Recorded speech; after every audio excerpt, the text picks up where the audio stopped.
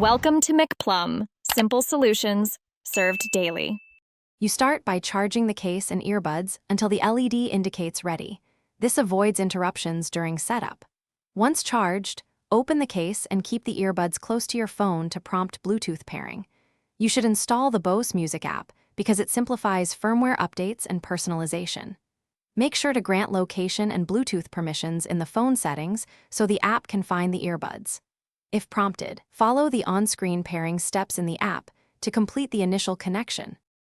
Once paired, open the Bose app to customize active noise canceling, aware mode, and touch controls. This is how you tailor isolation versus situational awareness. You should rename the earbuds and assign left/right functions in the device list so multi-device switching works predictably. Make sure to run a firmware update if available. Updates fix audio quality and connectivity issues. Then test playback and microphone in a quick call or voice memo to confirm everything behaves as expected before you rely on them outside. To finish daily use setup, make sure you use the included ear tips and get a proper seal. ANC depends on fit, so adjust until bass and quieting feel right.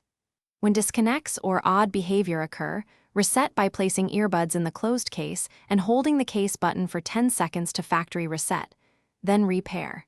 If problems persist, toggle Bluetooth on your phone, force quit the Bose app, and check for phone OS updates because software mismatches often cause issues. This usually resolves stubborn connection glitches.